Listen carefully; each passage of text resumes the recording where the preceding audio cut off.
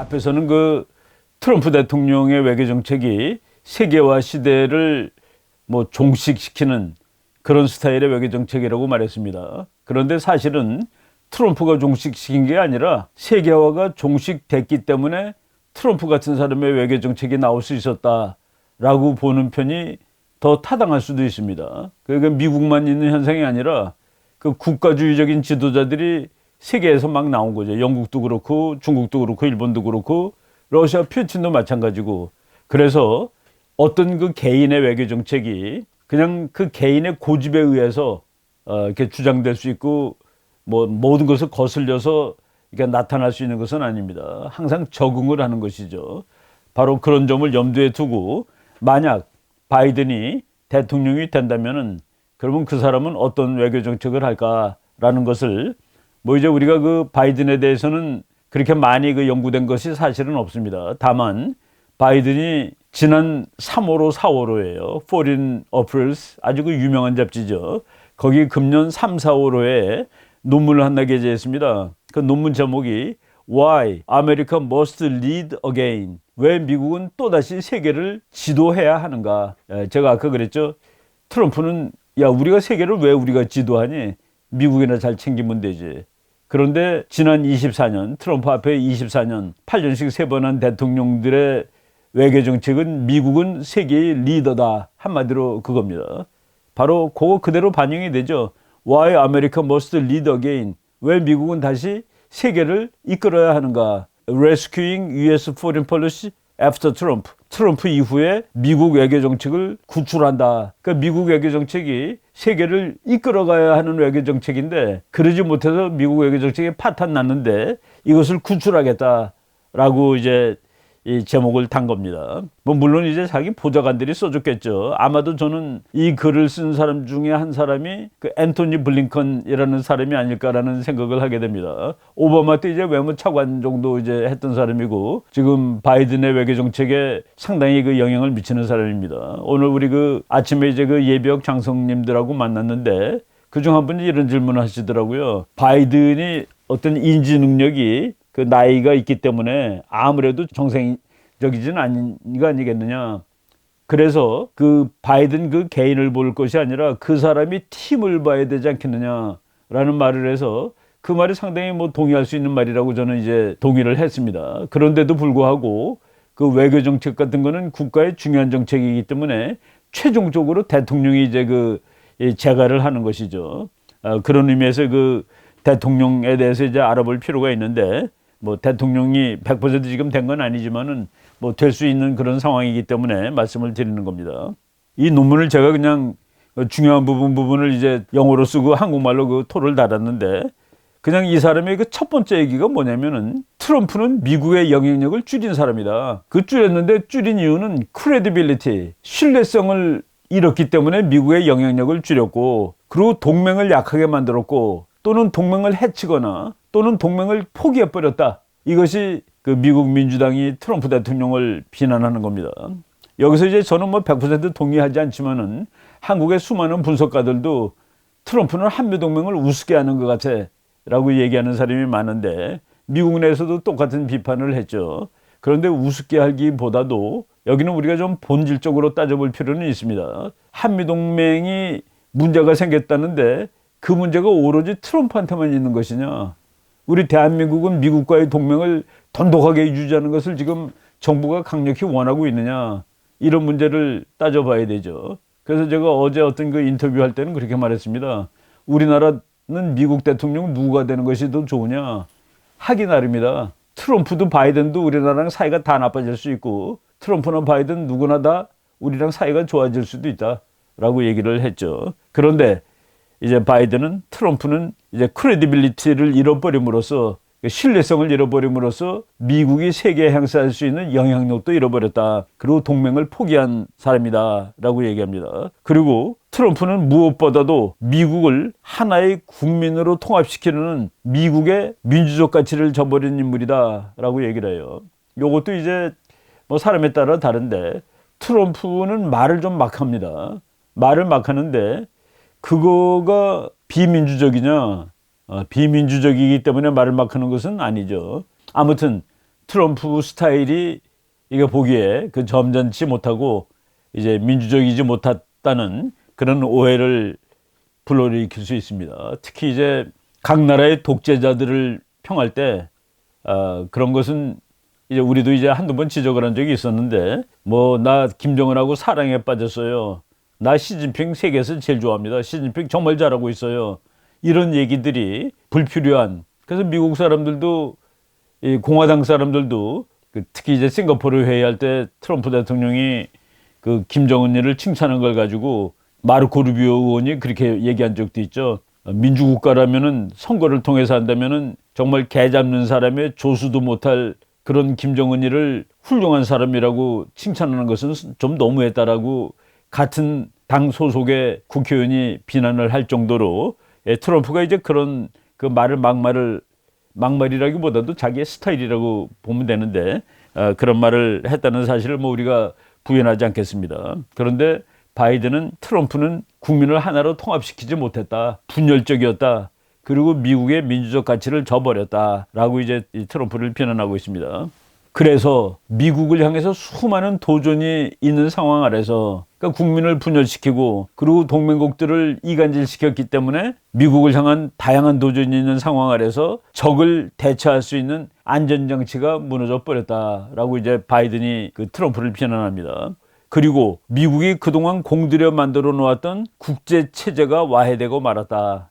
지금 우리가 지난번 하면서 그 책 보여드렸죠. 미국의 헤게모니를 만들어 놓은 겁니다.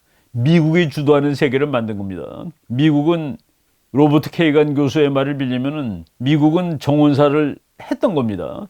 그래서 전 세계 그 국제정치 정글을 정원처럼 유지를 시켜왔는데 그게 바로 이제 바이든이 말한 그동안 공들여 만들어 놓았던 국제체제가 와해되고 말았다. 트럼프와 선동꾼들은 그들의 개인적 이익을 위해서 그렇게 하였다라고 이제 비난하고 있습니다. 물론 이제 그 대통령 선거 그 상대방으로 나온 사람이니까 이런 그 적대적인 관점에서 뭐 글을 쓸 수 있다고 봅니다. 그래서 자기는 미국의 대통령이 되면은 미국의 평판, 레퓨테이션, 평판이라는 거 대단히 중요하죠. 그리고 미국의 신뢰, 그리고 미국의 리더십을 회복하고 새로운 도전에 대응하기 위한 동맹국들을 동원하도록 하겠다. 사실 동맹국을 제일 잘 동원한 사람은 그 아버지 부시 대통령이죠. 이라크 전쟁할 때 무려 수십 개국을 다 동원하고 그리고 수십 개국으로부터 돈까지 동원해갖고 미국은 사실 돈 안 쓰고 전쟁했을 정도로 이제 동맹국을 잘 동원했었는데 트럼프는 그런 것들을 다 망가뜨려 놓았다는 얘기입니다. 그래서 이제 바이든 얘기는 그거예요. 미국은 세계를 리드하는 나라가 돼야 한다. 리드하는 나라가 돼야 된다. 그리고 미국은 새로운 민주국가의 동맹을 만들 것이다. 민주국가들을 다시 엮어서 동맹을 만들 것이다. 그리고 자유주의와 민주주의의 동맹국들을 엮어서 파시즘과 독재에 대항할 수 있는 자유세계를 그 미국이 창출했는데 앞으로도 그것을 계속하겠다. 그래갖고 바이든은 자기가 이제 대통령이 되면은 첫 해에 세계의 모든 민주국가 지도자들을 다 미국에다 불러가지고 큰 회의를 한번 하겠다라고까지 그런 포부를 밝혔습니다. 그러니까 뭡니까? 트럼프는 미국이 제일 중요해. 나 혼자 할 수 있어. 그런데 바이든은 동맹국들과 친구들과 민주주의 국가들과 함께 그리고 미국은 세계 문제에 개입하고 세계를 리드하는 나라야 라는 그러니까 쉽게 말하면은 오바마 때 했던 것을 그대로 받아들이는 그런 거라고 그냥 볼 수 있습니다. 이제 몇 항목으로 나눠지는데 트럼프가 미국 국내 민주주의를 망쳤다라고 이제 보는 것 같습니다. 그래서 Renewing Democracy at Home, 국내 민주주의를 확립하겠다. 그래놓고 As a nation, we have to prove to the world that the United States is prepared to lead again. 미국은 다시 세계를 이끄는 나라라는 사실을 증명해 보여야 된다. 그러니까 다른 나라랑 약속한 거 파기하고 약속한 거 깨고 나오고 국제조약에서 탈퇴하고 이러는 거 안 된다는 그 얘기입니다. 다시 세계를 이끄는 나라가 돼야 된다. 국제주의자가 되어야 된다. 그리고 인도주의, 난민 문제, 그리고 전쟁에서 민간인 사상자 문제 이런 것들을 자기는 엄격하게 고려하겠다. 그리고 전 세계에서 난민들이 오는데 1년에 12만 5천 명씩 난민을 받아들일 것이다 라는 얘기를 합니다. 바이든 그 논문에서 많이 나오는 글자가 United States is prepared to lead again. 세상을 끌어갈. 이거를 말이죠. 사실 그 미국을 싫어하는 사람이 보면 네가 뭔데 우리를 리드하니라고 얘기할 수 있습니다. 또 제국주의 하겠다는 소리야. 차라리 트럼프는 지익이나 챙기면서 세계 문제에 간섭을 안 했는데 라고 비난받을 수 있는 그런 측면도 있는 겁니다. 그리고 이제 트럼프가 그 국경에 대해서 강조를 많이 했는데 자기도 마찬가지다는 얘기입니다. I will secure our borders. 나도 우리나라 국경을 지킬 것이야. 동시에 이민자의 그 dignity, 이민자도 사람이죠. 그 사람을 사람으로 대접을 해도 되지 않겠어? 가난해서 살겠다고 오는 사람인데 바로 이겁니다. 근데 지금 우리가 여기서 또 한 가지 그 트럼프에 대해서 오해가 있는 거는 트럼프가 이민을 반대하는 사람은 아닙니다. 트럼프 할아버지도 이민 온 사람이고 지금 트럼프 부인도 이민 온 사람이죠. 아예 미국에서 태어나지도 않은 사람입니다. 트럼프가 말하는 것은 불법 이민에 반대한답니다. 근데 이제 불법 이민에 반대한다고 하다 보니까 그 멕시코 사람들 온 사람들을 좀 잔인하게 대접했다에 대해서 바이든은 그 사람들의 디그니티도 존중하겠다라는 얘기를 했죠. 부정부패를 근절하겠다. 그럼으로써 민주주의 기반을 튼튼하겠다. 이거는 조금 그 낯간지러운 얘기라고 볼 수도 있습니다. 지금 바이든 패밀리는 상당히 그 부정에 연루된 것이라고 지금 FBI 수사까지 받고 있는데 뭐 저거 3월달 얘기지만은 하여간 이 말을 썼습니다. 그리고 민주주의를 강화하자는 세계적 아젠다. 그러니까 지금 여기서 이제 바이든이 되면 이거 하나는 확실할 것 같아요. 민주주의 하지 않는 나라의 그 인권 문제에 되게 깊이 개입할 것 같습니다. 그 전번에 그 부시 대통령 때 그 네오콘. 그러니까 저 나라들이 독재 국가이기 때문에 전쟁에 그러니까 가서 독재 정부를 무너뜨려야 되는데 들어가서 전쟁에서 무너뜨려. 그러고서 이제 그 이유가 인권 유린하는 독재자라고 해서 들어갔는데 이제 바이든도 민주주의를 강화하겠다. 인권 문제 이런 것들을 다 세계적 아젠다로 하겠다.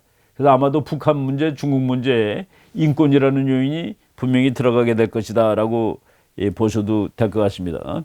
그리고 이제 이 사람은 전 세계적으로 민주주의가 쇠퇴하고 있다. 미국이 전 세계 민주주의가 쇠퇴하는데 미국이 책임져야 된다. 미국은 이를 고칠 것이다 라고 이제 얘기를 했습니다. 하긴 민주주의 국가 숫자가 지금 조금 줄어든다고 얘기를 합니다.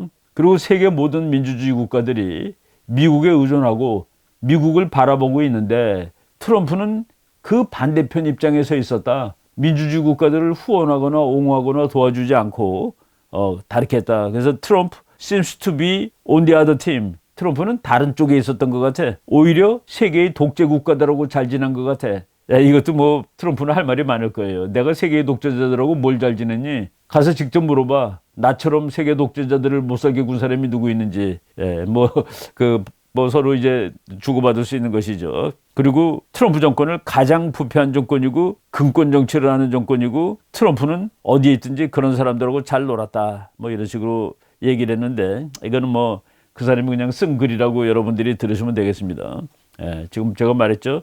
자기는 이제 임기 첫 번째 during my first day in office, the United States will organize and host a global summit for democracy. 만약 이 사람이 취임을 해가지고 글로벌 서밋 for democracy를 한다면은 그때 어느 나라가 초청되는지 한번 잘 보십시다. 중국을 초청하면은 이거는 헛소리고 중국을 초청 안 한다면은 바이든은 용감한 사람이에요. 뭐 북한은 당연히 초청하지 않겠죠. 두 번째 항목은 A foreign policy for the middle class로 되어 있습니다. 중산층을 위한 외교. 이 사람 외교 정책 잘 보면은 나는 미국을 부자로 만들겠다라는 얘기가 그냥 수장크만이 들어가 있습니다.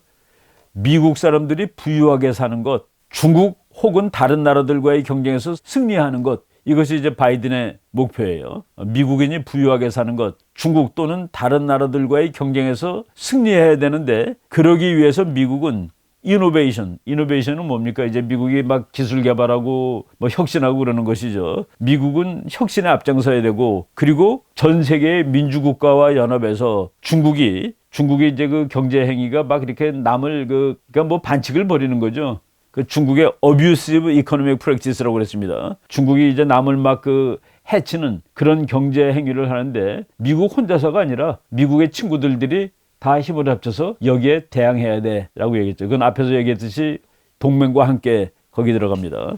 그리고 이 사람은 아예 노골적으로 이런 말도 했어요. Economic security is national security. 경제 안보는 국가 안보지.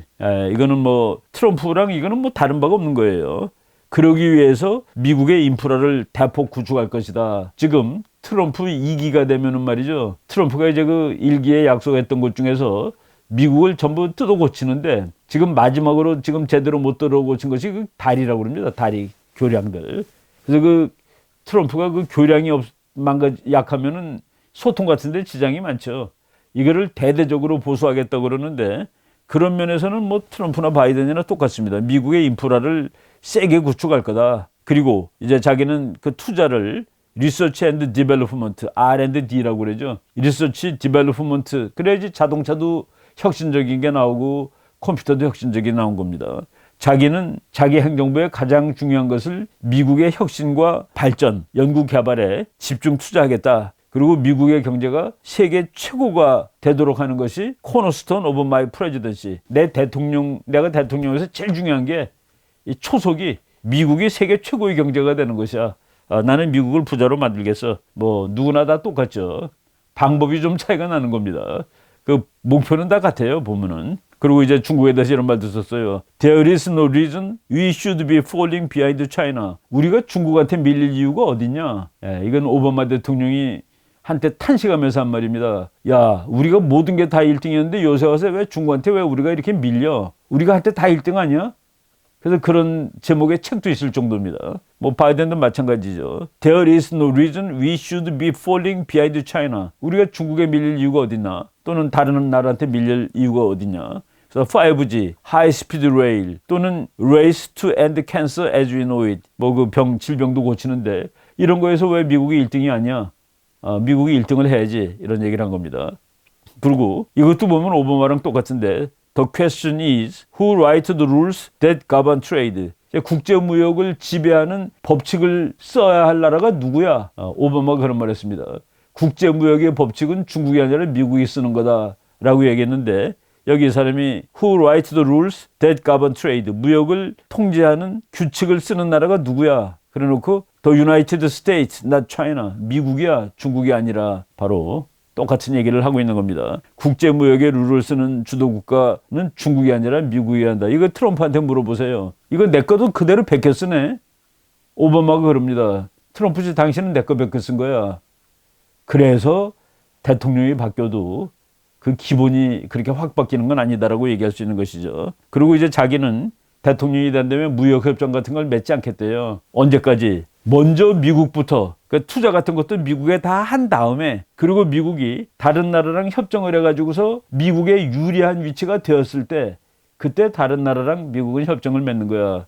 이거 지금 미국 중심주의 아닙니까 이거? 바이든 얘기인데 트럼프도 이거랑은 별로 다르지 않겠다라고 생각합니다. 그리고 이제 중국에 대한 얘기가 역시 제일 많이 나와요. 중국은 특별한 도전이다. China represents a special challenge. 중국은 특별한 도전이지. 근데 자기는 중국을 잘 안 돼요. 중국 사람들하고 많이 오랫동안 잘 지냈고 그리고 중국이 영향력을 막 늘리려고 노력하는 동안 트럼프는 오히려 중국의 영향력이 늘도록 놔뒀다 이겁니다. 그래서 이제 거기서 예를 드는 거가 캐나다하고 멕시코가 미국하고 자유무역 협정 맺었죠. 그런데 트럼프가 캐나다나 멕시코에서 싼 물건 들어오고 이런 거가 전부 다 미국의 국가안보 위협이다. 그래가지고 캐나다하고 멕시코를 못 살게 굴었다. 그래서 자기 친구의 힘이 약해지는 동안에 중국은 뿌쩍 컸다라는 그런 얘기를 쓰고 있는 겁니다. 그래서 트럼프는 이웃으로부터의 수입을 국가안보 위협이라고 보고 무차별적 제멋대로 관세를 부과했다. 그래서 미국은 이웃들의 경제적 영향력을 약화시켰다.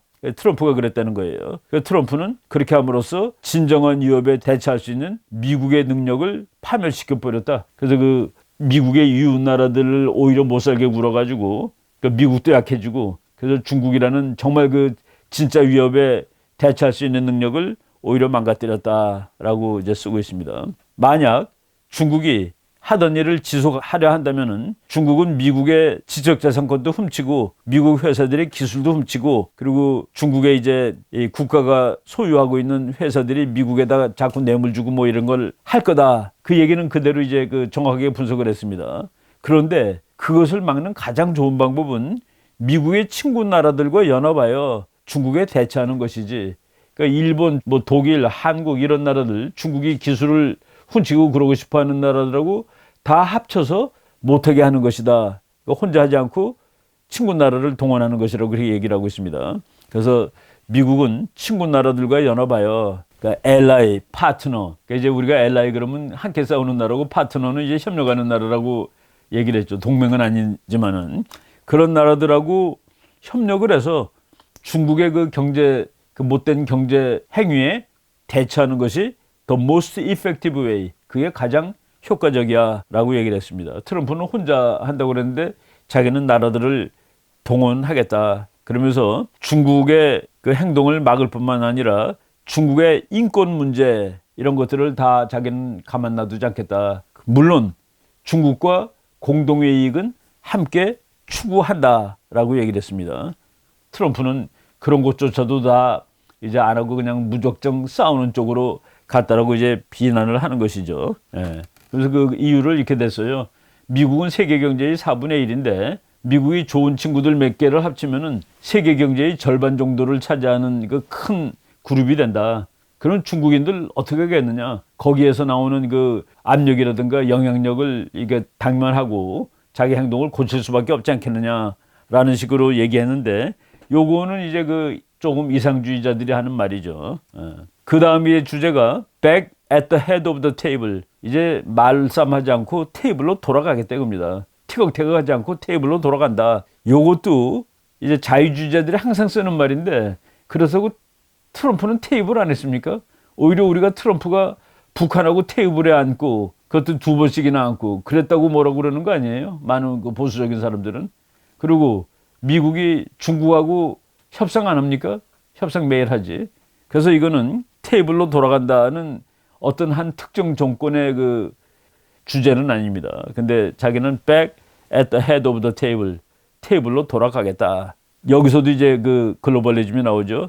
지난 70년 동안 미국은 세계 질서의 규칙을 작성해 왔다는 나라다. 그런데 트럼프가 대통령이 되면서 그 세계 규칙을 작성해 온 나라의 그 지위에서 떨어져 나갔다. 혼자 하니까. For 70 years, 70년 동안 The United States under Democratic and Republican President. 민주당 대통령, 공화당 대통령들이 70년 동안 뭐 서로 바꿔가면서 했죠. 그 대통령들 아래서 70년 동안 play the leading role in writing the rules. 세계의 규칙을 쓰는데 미국은 주도적인 역할을 하였다. 근데 왜 트럼프 너는 그런 거 안 하려고 그러니? exit from hegemon입니까? 그리고 정글이 지금 다시 돌아오는 겁니까? 예, 학자들이 그렇게 비판했는데 그거랑 같은 내용의 비판이라고 보시면 되죠. 예. 근데 바이든 행정부는 다시 미국이 세계를 주도해서 이끄는 나라로 되돌아갈 거다. 그런데 미국이 네가 뭔데 되돌아가니? 라고 이제 비판할 수 있다고 그랬죠. 미국 사람들도 그렇고 세계 다른 사람이 너 리더 안 해도 괜찮아 라고 얘기할 수 있는 사람들이 많이 있을 겁니다. 그런데 바이든의 변명은 이거죠. 미국이 그 일을 포기하면 두 가지 중 하나의 일이 발생할 것이다. 첫째, 누군가가 미국의 자리를 차지하게 될 것이다. 그러니까 미국이 유엔 같은 데서 떠나면 유엔을 장악하는 나라가 생기지 않겠어? 중국이 장악하지 않겠어? 그러니까 우리가 거길 떠나면 안 되는 것이지. 트럼프는 떠나겠다고 그러죠. 뭐 WHO에도 떠나겠다고 그러고 뭐 이런데 거기를 떠나면은 다른 나라가 대신 왕노릇하는 거 아니에요? 라고 이제 얘기를 했습니다. 아마 중국을 의미하는 것 같아요.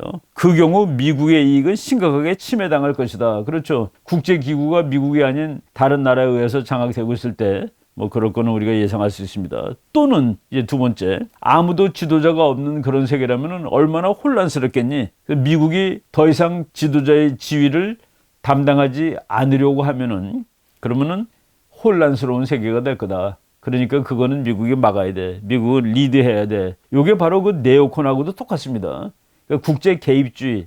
그러니까 우리가 여러 번 얘기했죠. 리버럴 인터내셔널리즘. 그리고 또 뭐 이제 자유주의적 개입주의, 리버럴 인터벤셔니즘 이런 것들이 그 지난 그 24년 동안 자유주의 시대에 공화당이나 민주당의 룰이었습니다. 근데 이제 그거를 다시 가겠다. 그래서 바이든의 외교 정책은 오바마 3기라고 보는 사람들이 있는 것이죠.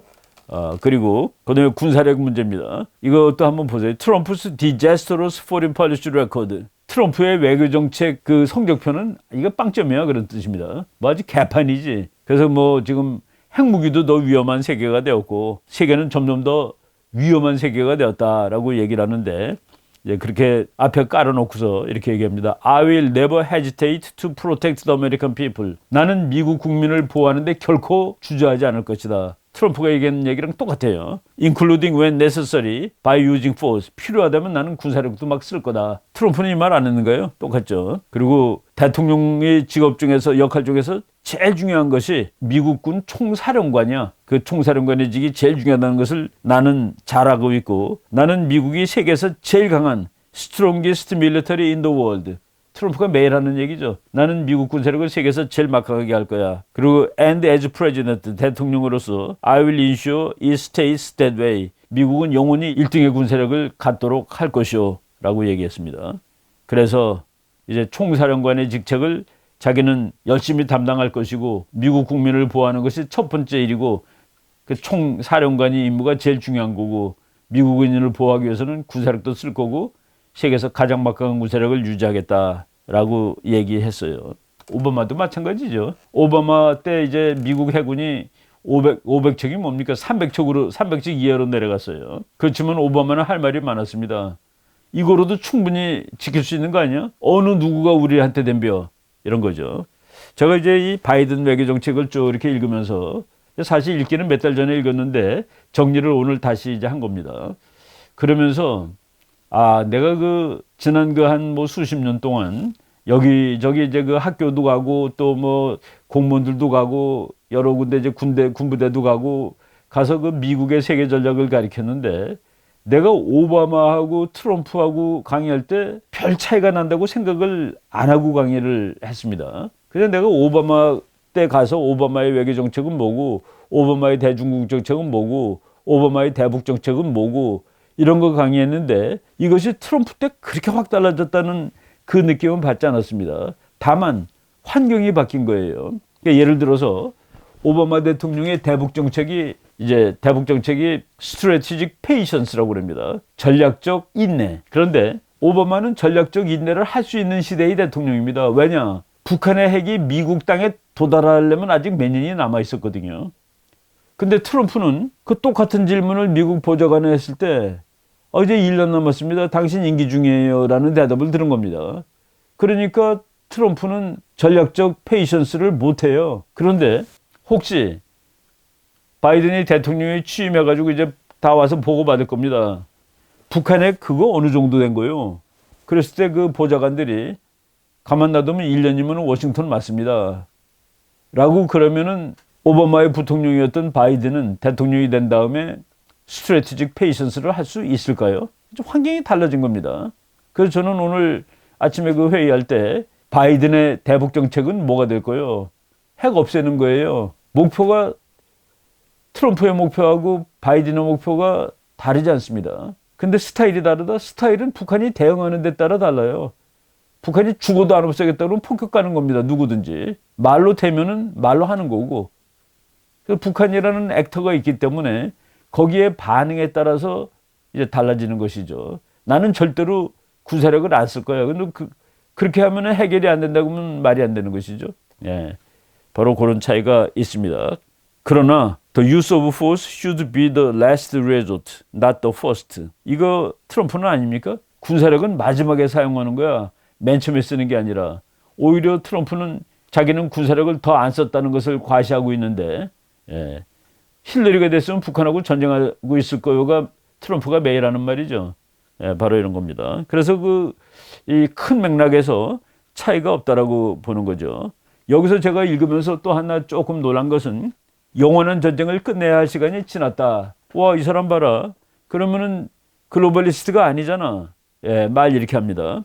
아프간 중동에서의 군사력을 철수하겠다. 그리고 미국의 군사력이 그 미션이 있는데 그 미션은 너무 넓게 해석하지 않겠다. 작게 해석하겠다는 겁니다. 그러니까 그 역할을 아주 구체적으로 요 역할에 이렇게 한다는 거예요. 그 사우디가 주도하고 있는 예멘 전쟁 이런 거 다 종식시킨다. 거기 가서 도와주지 않는다. 그리고 반테러 전쟁에 초점을 정확히 맞추겠다. 불필요한 전쟁 더 이상 하지 않겠다. It is past time to end the forever wars. 영원히 지속되는 전쟁을 끝날 시간이 지나버렸어. 트럼프랑 뭐가 달라요? 이게 바이든이라는 사람이 저자라고 돼 있는 논문이니까 바이든 말이라고 생각하고 읽었지만은 그렇지 않다라는 그 느낌을 받았습니다. Which have cost the United States untold blood and treasure. 참 알려지지도 않은 피와 그 재산들을 엄청나게 잃어버린 이런 전쟁 더 이상 하지 않겠다. 그 관둘 시간이 너무 지나버렸다라고 이제 얘기를 하고 있습니다. We can be strong and smart at the same time. 우리는 힘도 강하고 그리고 동시에 스마트해져야 됩니다. 그리고 이제 무기도 큰 무기라기보다도 특공대, 조그만 사람들. 결국 그런 사람들이 가서 모든 문제를 끝내는 거 아니요? 라는 식으로 이제 얘기를 하고 있습니다. 그래서 군사력을 쓰는 것도 트럼프하고 바이든이 뭐가 다르냐? 나는 안 다르다고 지금 이 사람이 쓴 글에만 하나도 틀리지가 않아요. 그리고 미국 힘의 최우선은 외교다. Yet diplomacy should be the first instrument of American power. 미국 힘이 가장 첫 번째 수단은 외교다. 이거에 반대하는 미국 대통령 봤습니까? 아니야, 군사력이 더 중요해. 외교는 차후야. 이런 사람 없죠. 그런데 이제 트럼프는 미국 외교를 공허하게 만들었다. 아니죠. 북한하고도 말을 제일 많이 한 북한 김정은하고 만난 사람은 미국의 역사상 트럼프밖에 없습니다. 그 외교 아닌가요? 싱가포르 외교 아니고 하노이는 외교가 아니에요. 근데 이제 바이든은 트럼프가 미국 외교를 공허하게 헛거로 만들어버려서 그리고 이제 지가 다 한다고 전문 외교관들한테 맡기지 않고 탑다운이라는 소리죠. 지가 나가서 설쳤다는 소리인데 트럼프는 외교를 공허하게 만들었다. 자기는 다시 미국 외교를 전문적인 그러니까 프로페셔널들이 하는 거로 바꾸겠다. 트럼프 has bankrupted the U.S. word in the world. 말을 막 함으로써 세계에서 미국이 하는 말을 파산시키고 말았다. 이런 식으로 이제 require credibility. 그래서 다시 미국은 신뢰를 얻어야 된다라는 얘기를 했습니다. 뭐 그런 점에서 그 점수를 딴 걸 수도 있어요. 우리나라 사람들 중에서 트럼프는 막말쟁인데 그래도 바이든은 뭐 그래도 좀 점잖게 말하는 사람 아니야? 뭐 근데 이제 그 선거 과정을 잘 본 사람은 바이든도 성격이 그 대단하다는 것을 느낄 수 있습니다. 제가 그 한마디 뭐 여러분 다 들은 얘기지만은 그 바이든이 약간 늙어가지고 뭐 이제 인지 테스트 받고 그러는 모양이에요. 자기가 받는다고 얘기했습니다. 근데 어느 그 인터뷰하는 그 흑인 앵커맨이 오늘 그 인지 테스트는 받으셨습니까? 그랬더니 갑자기 화가 나서 내가 그걸 왜 받아야 되는데? 그리고 너는 지금 마약 테스트 받고 나온 거야? 라고 하면서 지금 흥분한 적이 있었는데 뭐 하여간 뭐 정치가들 다 그런 거 있죠. 트럼프는 나토와 같은 중요한 동맹을 와해시켜버리고 말았다. 와해시킨 거라기보다도 트럼프는 나토 너 러시아만 잘 막아. 그리고 너 중동의 문제 너도 나 좀 개입해. 나는 가서 중국 문제에 신경을 쓸 테니까 이런 거 아니겠습니까? 바로 뭐 요거는 그 세계가 변했기 때문에 근데 역사적인 파트너들 전부 다 챙기겠다라고 얘기를 합니다. 그래서 어떤 사람은 그래서 한미동맹한테는 바이든이 더 좋은 거 아니야? 근데 우리가 이제 바이든이 됐으니까 더 내는 돈 안 낼 거야. 아마 바이든도 올려달라고 그럴 겁니다. 분명히 올려달라고 그럴 거예요. 그리고 미국이 다른 나라와 함께하는 것은 미국이 멍청이가 되는 것은 아니다. 트럼프는 혼자 한다고 그랬는데 미국 정도면 혼자 해도 되는 거 아니야? 근데 다른 나라랑 함께하는 것이 미국을 멍청이로 만드는 것은 아니다. 라고 얘기를 하고 민주국가들과의 동맹관계를 확대하고 강화시키겠다. 거기에 들어가는 나라가 호주, 일본, 한국 들어갑니다. 그리고 이런 동맹국한테 재투자를 함으로써 동맹을 더욱 강화시키고 인도, 인도네시아 같은 파트너하고도 관계를 강화시키겠다. 그리고 이런 나라들은 가치를 공유하는 지역에 있는 그런 가치 동맹국이다. 그리고 바로 여기서 미국의 미래가 결정된다. 힐러리 클린턴이 2011년에 쓴 논문에 아메리카스 퍼시픽 센츄리라는 논문이 있습니다. 미국의 태평양 세기. 똑같은 얘기하는 거예요. 태평양에서 미국의 미래가 결정된다. 그래서 호주, 일본, 한국, 인도네시아, 인도 이런 나라들하고 잘 지내겠다라고 쓴 겁니다. 그럼 이스라엘은 트럼프 대통령은 그러죠. 이스라엘과의 동맹을 그 오바마가 망쳐버렸다고. 근데 이 사람은 이렇게 써요. We need to sustain our ironclad commitment to Israel's security. 미국은 이스라엘의 안보를 위해서 철갑 동맹을 유지할 거다. 그러니까 보통 동맹이 아니라 아이언클레드, 철로 갑을 씌운 그 동맹을, 그 개입을 하겠다. 미국 대통령 중에서 이 말 안 하면 대통령 될 수 없습니다. 바로. 그리고 신뢰를 다시 얻어야 된다. 신뢰. 그래서 미국은 문자 그대로 정직한 나라가 되어야 된다. 이제 트럼프는 자기가 이제 협상의 기술 협상해가지고 내가 하는 말을 상대방이 모르게 하라. 마키아벨리식인데 미국은 문자 그대로 정직한 나라, 신뢰를 얻는 나라가 돼야 된다. 그러고서 이제 그 미국에 대한 가장 중요한 위협 중에 하나가 기후 변화라고 또 얘기하고 있습니다. 요건 이제 트럼프랑 확실히 달라요. 트럼프는 오로지 중국, 야 기후 같은 게 어딨냐 그랬는데 이 사람은 기후 변화가 클라이미트 체인지 이걸 실존의 위협이라고 그러고 이제 거기에 대해서 잘 대처하겠다라고 얘기를 했습니다. 예. 이란은 골치 아픈 녀석이지만은 막 가서 패고 때리고 그러는 게 아니라 스마트하게 다뤄야 된다.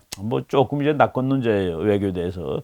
솔레이만이 금년 1월 달에 죽었죠. 그거 죽인 것은 위험한 녀석을 제거했다는 좋은 점은 있지만은 그것 때문에 또 다른 분쟁의 가능성을 높인 거 아니야? 그놈들이 이제 복수할 테니까. 예, 근데 사실은 더 이상 그 분쟁이 커지진 않은 것이 지금까지의 일입니다. 그리고 북한 문제에 대해서도 이제 위드 노스 코리아 북한 문제도 얘기를 했는데 대화하겠다. 나는 이 사람이 되면은 육자회담 같은 거 다시 생길 가능성이 있다라고 보고, 그리고 그렇지만은 이제 그 옛날 같은 그 육자회담으로 시간을 끌 수는 없을 겁니다. 북한이 이제 핵무기를 완성하는 순간에 점점 가까이 갔죠. 그리고 지금 이것은 우리가 100% 신뢰를 가지고 말할 수 없지만은 북한은 국가로서의 기능을 거의 못하는, 저희가 그 10월 10일 날 북한의 그 열병식 보여주면서 이게 진짜냐? 북한이 소련보다 더 큰 미사일 만들었다는 게 진짜야? 라고 이제 우리가 의심을 한번 해봤습니다. 근데 북한 문제를 대화를 통해서 해결하고 특히 중국의 힘을 빌리겠다. 이거는 이제 트럼프도 중국의 힘을 빌리겠다는 얘기를 무지하게 많이 했습니다. 그런데 중국의 힘을 빌릴 수가 없는 거는 이제 당면하게 될 겁니다. 중국은 북한에게 무섭잖아요. 미국은 저거 골치 아픕니다. 가시예요, 가시. 근데 중국이 북한 핵을 가시라고 생각을 해요? 아니잖아요. 근데 어떻게 중국이 미국하고 북한 핵에 대해서 공통의 똑같은 위협을 가지고 있어요. 근데 이제 중국과 미국은 북한 핵에 대해서 이익이 일치한다라고 얘기했는데 이거는 이제 되면서 이제 배워나가는 그런 이슈가 될 겁니다. 이런 걸 다 쓰고서 결론입니다. 이 중요한 목표들은 미국이 리드하지 않고는 이루어질 수 없는 것들입니다. 답이에요. 미국은 이제 다시 나를 따르라 하고 바깥으로 나가겠다. 약한 나라들 도와주고 동맹들 도와주고 이제 인권 문제 얘기하고 그래서 이게 이제 이 사람이 쓴 논문을 제가 그냥 대충 중요한 부분을 이제 요약해서 말씀을 드린 건데, 그래서 바이든이 대통령이 이제 될지 안 될지 지금 우리 얘기할 수 없는 상황인데 되더라도 미국의 외교 정책, 국내 정책은 많이 바뀔 수 있을지 모르겠습니다만은 외교 정책에서는 큰 아주 대폭 파라다임이 변동되는 그런 일은 안 일어날 거고, 이 사람이 글로벌리스트라 하더라도 오바마 시대의 글로벌리즘을 할 수 있는 그 시기는 아니라는 사실을 우리가 염두에 두고 한번 보면 되겠습니다. 앞으로 이제 이 사람이 대통령이 되면은 정말로 이제 보고서 따로 나올 거고, 국가안보 보고서 나올 거고, 그리고 거기에 대한 책도 이제 쏟아져 나올 겁니다.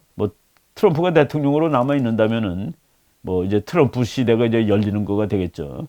지금 우리가 불투명한 이 상황하에서 양쪽 외교 정책을 한번 비교해 보는 것이 의미 있는 일이라고 생각을 해서 마침 포린 어피어스라는 잡지에 논문이 있길래 한번 같이 읽는 시간을 가졌습니다. 여러분, 오늘 강의 여기까지 하고 또 국제 문제가 이제 미국 대통령이 누구가 되든 세상은 계속 이제 굴러가는 겁니다. 그리고 이슈는 항상 터지고 그래서 우리가 이제 주변국 일본, 대만, 중국 문제들 이런 것들 계속 터질 테니까 일주일에 한 번씩 말씀을 드리도록 하겠습니다. 오늘 여기까지 하고 또 다음 주에 만나 뵙기로 하겠습니다. 여러분 고맙습니다.